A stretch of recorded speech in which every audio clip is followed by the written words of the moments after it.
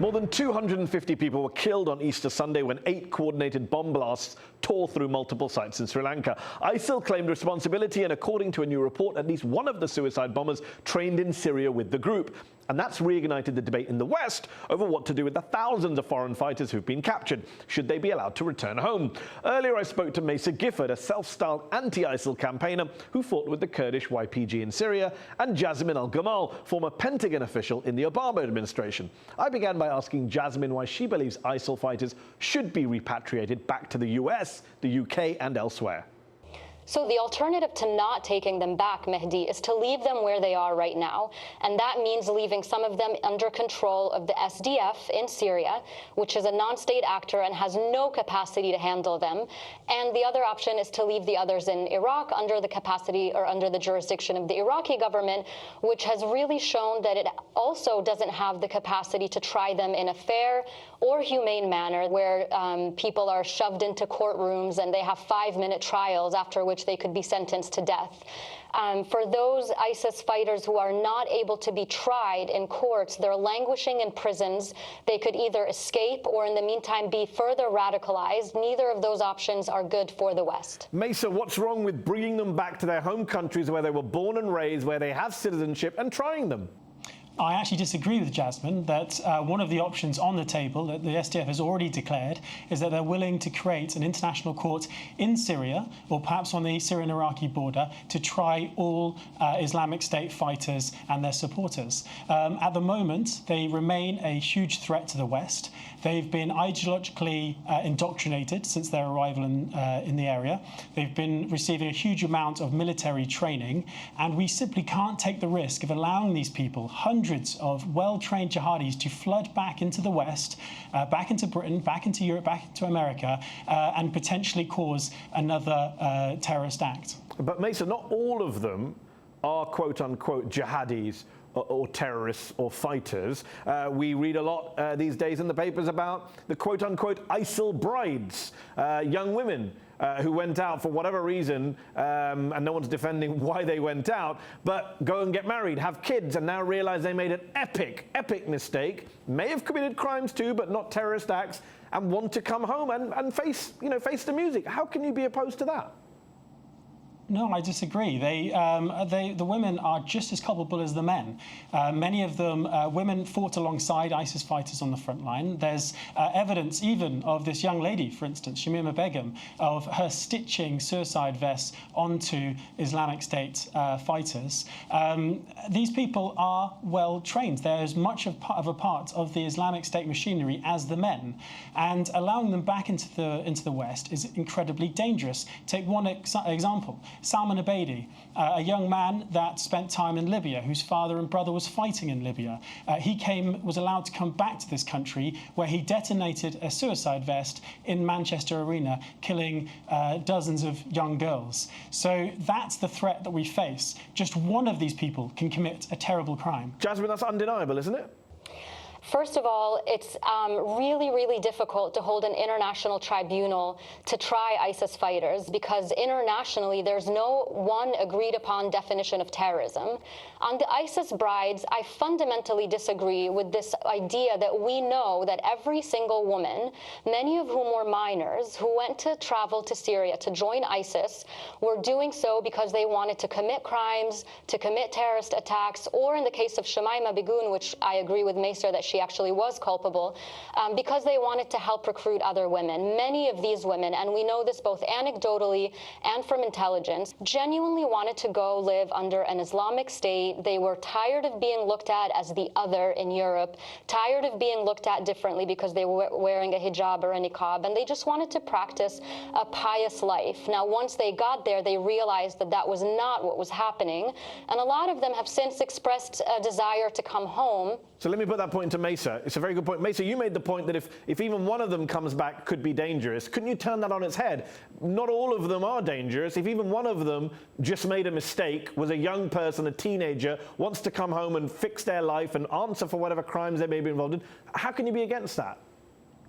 That's true. Maybe, even if 90%, 95% of them want to return back to the UK and return back to their normal lives, then and won't present a risk, there is an argument that they could come back. But the truth is, it just takes one. But more importantly than that, what does that say about our country that we allow these people to leave the UK, to leave Europe, go to Syria to fight alongside the Islamic State that has devastated Syria and Iraq, killed thousands of young boys and men in ditches, sold thousands of young girls into sexual slavery? Crimes, Mesa, but what does it say about the UK or the US that they would strip citizenship from these people? The UK has stripped citizenship from Shamima Begum on the grounds that she is the daughter of Bangladeshi immigrants to the UK. That seems to a lot of people to be racist. You're not stripping citizenship from white ISIS fighters, only from the brown ones. Well, that's not true. There's it hasn't been stripped of his citizenship yet, but there's one young man, so-called jihadi Jack Letts. He is liable to have his citizenship removed since he is also a citizen of Canada. It hasn't happened yet. Shamima Begum is not a citizen of any other country. She's born and brought up in the UK. She's raised in the UK. She's a citizen of the UK. And shouldn't she therefore be tried in the UK under the rights that she has as a citizen? But under British law, you can have your citizenship removed if your parents are from but that's my point. If your parents are from another country, but if your parents are not from another country, you can't have your citizenship removed. That is a double standard based on immigrant status. Many would say that's racist, Mesa. Well, it's British law. Just because it's British law doesn't make it not racist. If I can just interject, Mehdi, if I can just interject for a second too, because I'd like to make a point. First of all, the UK foreign minister does want to strip her of citizenship because he says that she's a citizen of Bangladesh. Both herself and the government of Bangladesh has said she is not a citizen of Bangladesh. So effectively, she would be stripped of her citizenship, and we cannot render any person stateless. The second is that we cannot deny a person's right to return to their country of origin, which, as you know, Assad in Syria is doing to refugees who want to come home. It's against international law. It's against the Geneva Conventions. The other thing is that we have an obligation to follow the principles of humanity, and we have to act humanely in an armed conflict. What do you say to those who say they made themselves stateless? A lot of these people burn their passports proudly. So that is such a good point, Mehdi. That is such an important point, because what a lot of people who are against the idea of repatriation are saying is exactly what you just said. These people revoked their own right to be citizens of our countries. They burned their passports. They left. They wanted to fight us and destroy our civilizations. Yes. That is what ISIS wanted to do. That is not what we do as Western states. That is not who we are. That is not who the United States is. It's not who the United Kingdom is.